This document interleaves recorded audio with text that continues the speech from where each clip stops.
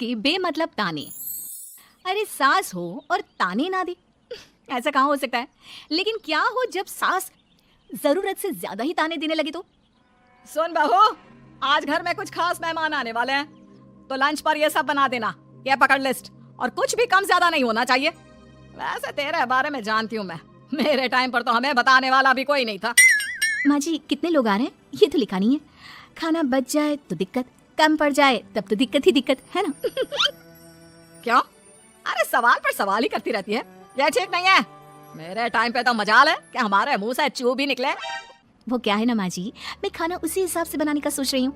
कहीं खाना कम ज्यादा बन गया तो आप तो मुझे पाताल में ही डाल देंगी ना। मेरे टाइम पे तो हम इतना बोलना क्या सोच भी नहीं सकते थे कि सास को कैसे ताने दे। अरे अरे रे माँ जी, कहाँ ताने दे रही हूँ। पर माँ जी इतना सारा खाना मैं अकेले कैसे बनाऊंगी, कोई हेल्प, कोई हेल्प।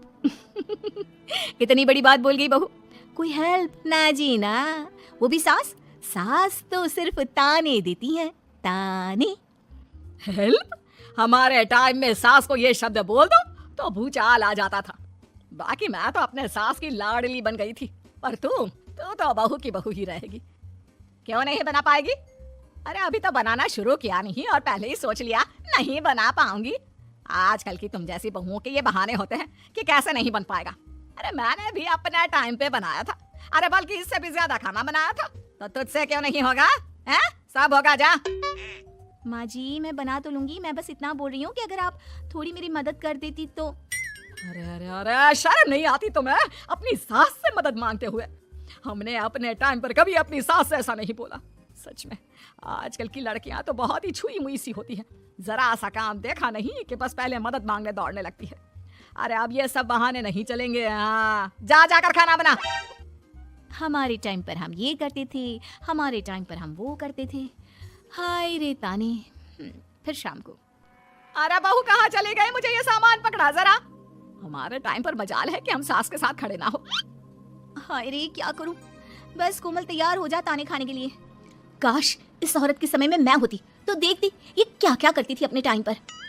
माँ जी यही हूँ, बस चिंटू को पढ़ाना था। अरे हमने भी बच्चे पढ़ाए हैं हमारे टाइम पर, चिंटू को बाद में पढ़ाना। जा पहले वो कर जो कहा है। बहू बेचारी क्या करती, बच्चे को छोड़कर लग जाती है सास के साथ। हमारे टाइम पर ना, फिर तो सास बोली जा रही थी और बहू सुनी जा रही थी।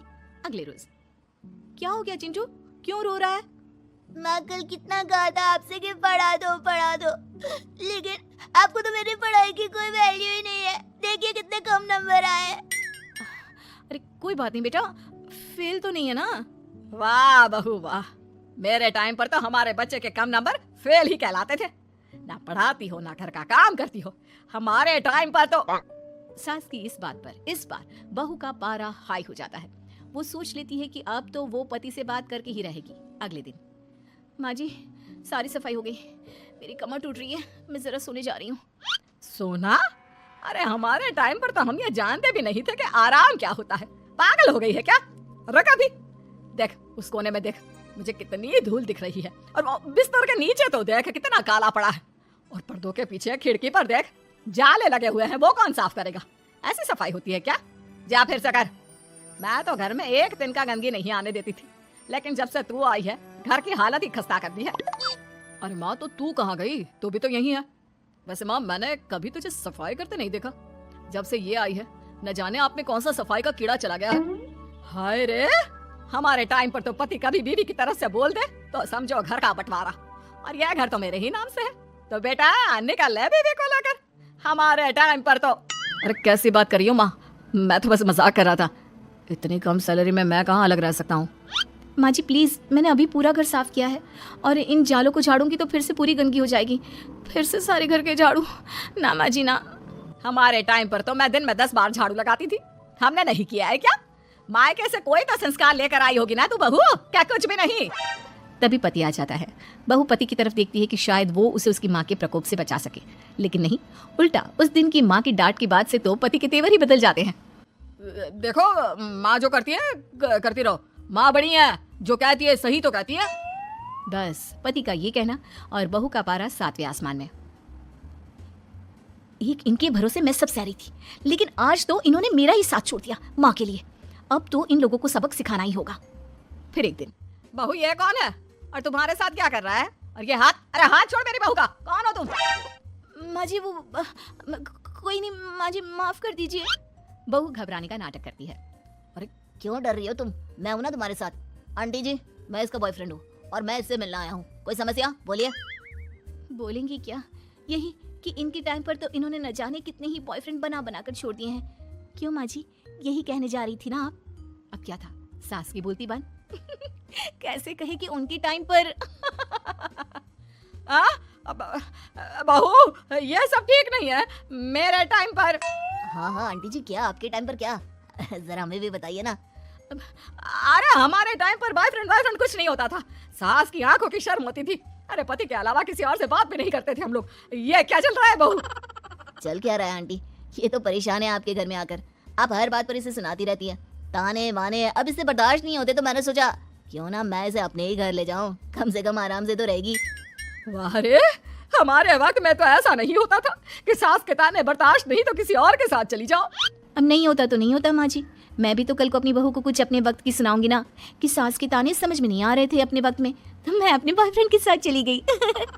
वाह, फिर तुम्हारी बहू को समझ में आएगा कि तुम कितनी मॉडर्न थी अपने वक्त में। अरे चुप, बिल्कुल चुप। क्या बकवास कर रहे हो तुम दोनों? तो क्या करे, पति को तो अपने घर की लालच दे रखी है, वो तो मेरे लिए बोलती नहीं, तो किसी के पास तो मैं रहूं ना शांति से। तभी पति आ जाता है। नहीं, दूसरा घर तो मैं ले सकता हूँ लेकिन दूसरी बीवी नहीं। माँ वो कितने ताने सहेगी? मुझे मेरी गलती का एहसास हो गया है। चलो हम कहीं और रहेंगे। अरे नहीं, हमारे जमाने में। फिर माँ जी? मतलब मैं कैसे रहूंगी तुम लोगों के बिना? बहू मुझे माफ कर दे। ओके, कर दिया माफ।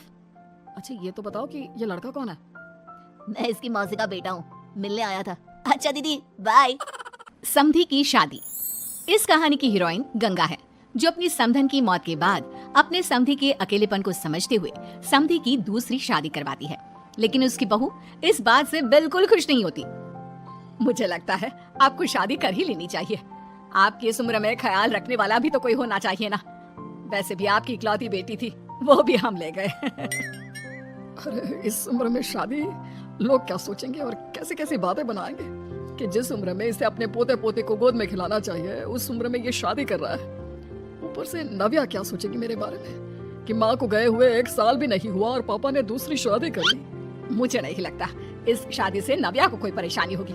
उल्टा उसे खुशी मिलेगी कि उसकी गैर मौजूदगी में उसके पिता का कोई ख्याल रखने वाला है। क्यों नव्या, सच कहा ना?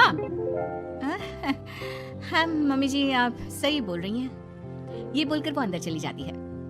लीजिए, अब तो आपकी बेटी ने भी हाँ बोल दिया। रही लोगों की बात, तो लोग तो कभी किसी की खुशी देखकर खुश हो ही नहीं सकते। अगर आप लोग खुश रहेंगे तब भी वे बातें बनाएंगे, और अगर आप दुखी भी रहेंगे तब भी बातें बनाएंगे। इसलिए अच्छा यही होगा समधी जी कि आप उनके बारे में सोचना छोड़ ही दीजिए। समधी को सास की बात सही लगती है। वो भी सोच लेते हैं कि बच्ची जिंदगी के लिए कोई हमसफर बना ही लेंगे। आप ठीक बोल रही हैं। जब मेरी प्यारी बिटिया नव्या और उसके ससुराल वालों को मेरी इस उम्र में दूसरी शादी से कोई दिक्कत नहीं तो परेशानी कुछ है ही नहीं। ऐसे ही सास समधी की दूसरी शादी करवाती है और फिर समधी के घर आ जाती है बहू की नई माँ। कुछ दिनों के बाद बहू अपने मायके अपने पापा और नई माँ से मिलने आती है। मेरा बच्चा इतने दिनों बाद मुझसे मिलने आई है। इधर बैठ, मैं तेरे लिए कुछ अच्छा सा बना कर लाता हूँ। तेरे फेवरेट पास्ता खाएगी ना? पापा आप क्यों? वो कहाँ है? उनसे बोल दीजिए आप मेरे ही पास बैठकर बातें कीजिए ना। उन्हें क्यों लेकर आए? कोई चैरिटी थोड़ी ना कर रहे हैं। इस उम्र में घर मिल गया, और क्या चाहिए? तभी नई माँ घर में आती है। बेटी की बात सुन रही होती है और सुनकर बहुत दुखी हो जाती है। वो अच्छा, तुम्हारी नई माँ वो जरा किसी काम से बाहर गई हुई है, आती होगी। मैं तब तक तेरे लिए कुछ अच्छा सा बना कर लाता हूँ। ठीक है पापा। लगता है नई माँ के पैर बाहर ही रहते हैं और आपको ही बनाकर खिलाना था तो क्या करे, छोड़िए। ये बोलकर वो घर में घूमने लगती है और चीजों को देखती है। इनको घर में आए हुए थोड़े दिन नहीं हुए और ये घूमने भी जाने लगी है, वो भी पापा को घर में अकेला छोड़कर। आने दो, एक बार इनकी खबर लेती हूँ। वैसे घर को तो बड़ा सजा कर संवार कर रखा है। चलो ये तो खूबी है, कम से कम पापा को साफ कर का शौक भी है। इतने में नई माँ घर में आती है। अरे नव्या बेटा, तुमने पहले बताया होता तो मैं जल्दी घर आ जाती। तुम्हें नहीं पता मुझे तुमसे कितनी सारी बातें करनी है। कैसी हो बेटी? बेटी? हाँ वैसे अब तो मैं आपकी बेटी हो ही गई हूँ, ना चाहते हुए भी। खैर, आप गई कहाँ थी? शादी हुए कुछ दिन भी नहीं हुए और आपने घूमने जाना भी शुरू कर दिया। पापा का ख्याल रखने के लिए शादी करवाई है आपकी, जानती है ना। नव्या, ये तुम क्या बोल रही हो?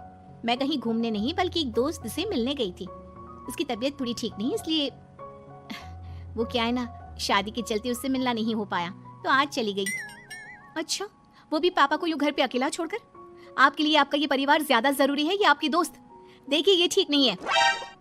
इतने में पिता आ जाते हैं। अच्छा तुम आ गए, आओ चलो तीनों मिलकर बैठ के खूब सारी बातें करते हैं। माँ कुछ नहीं कहती, चुपचाप अंदर चली जाती है।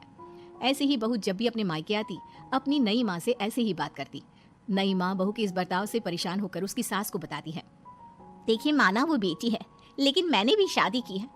वो बेटी कम, सास सा व्यवहार ज्यादा करती है। अब छोटी है तो कुछ कहना ठीक नहीं लगता। बाकी शादी का रिश्ता लेकर तो आप आई थी, इसलिए आपको बता रही हूँ। मैं शादी करके बहुत पछता रही हूँ। अरे परेशान ना हो, मैं बहू से बात करती हूँ। तभी थोड़ी ही देर में बहू ससुराल आ जाती है। बहू कहाँ थी अब तक? तुम्हें पता है क्या टाइम हो रहा है?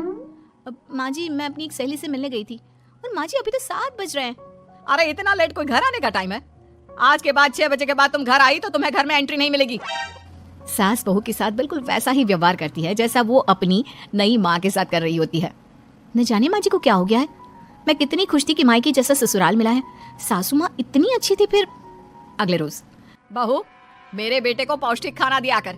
क्या ये पास्ता पिज्जा बनाती रहती है? इसलिए शादी नहीं करवाई थी मैंने अपने बेटे की। ठीक है माँ, मैं बना दिया करूंगी ऐसा खाना। लेकिन माँ जी आपको हुआ क्या है? पहले तो कभी आपने ऐसा नहीं किया, तो ये अचानक से मुझसे कोई गलती हो गई है क्या माँ? क्यों ऐसे नहीं बोल सकती? समझ ले ये तेरी सास का हुक्म है। ऐसे ही सास बहू को अपने सास वाले तेवर दिखाकर कभी डांटती तो कभी ताने मारती, पर बहू बेचारी बिल्कुल समझ नहीं पाती। एक दिन, बहू ये क्या बेफिजूल खर्चा करती रहती है? परसों ही तुमने अपने लिए एक साड़ी ली थी और आज फिर से? तुम्हें क्या लगता है पैसे क्या पेड़ पर होते हैं कि जब मन करा तोड़कर सामान ले लिया करा? हैं? वो माँ जी बहुत अच्छी लगी तो ले आई। अच्छी लगी तो ले आई। यहाँ मेरा बेटा अपना खून पसीना एक करके पैसा कमा रहा है और तुम उसी पैसे को बर्बाद करने में कोई कसर नहीं छोड़ती। माँ जी आप मुझे ऐसा क्यों बोल रही है? मैं आज के बाद कभी शॉपिंग पर नहीं जाऊंगी, लेकिन प्लीज आप मुझसे ऐसा बर्ताव मत कीजिए। इससे पहले कभी आपने मुझे छोटी छोटी चीजों के लिए नहीं डांटा। ये अचानक ऐसा क्यों? मुझे बिल्कुल अच्छा नहीं लग रहा। देख बहू, मैंने तेरे साथ जब टिपिकल सास जैसा बर्ताव किया तो तुझे इतना बुरा लगा। सोच तेरी नई माँ को कैसा लगता होगा जब तू उनके साथ हमेशा ऐसा बर्ताव करती है। तो माँ जी आपने इतना सब कुछ बस इसलिए किया? आप मुझसे नाराज नहीं हो, गुस्सा नहीं हो? नहीं बहू, मैं तुझसे गुस्सा क्यों होंगी? मैं तो तुझे बस इतना समझाना चाहती हूँ कि अपनी नई माँ से सास जैसा बर्ताव करना बंद कर दे। उनको बिल्कुल अच्छा नहीं लगता। वो तेरे पास आना चाहती है, तुझे समझना चाहती है, वो सच में तेरी माँ बनना चाहती है। तो उनके साथ सास जैसा बर्ताव बंद कर और एक अच्छी बेटी बन। अब बहू को सास की बात समझ में आती है और वो बहू जैसा बर्ताव करती है।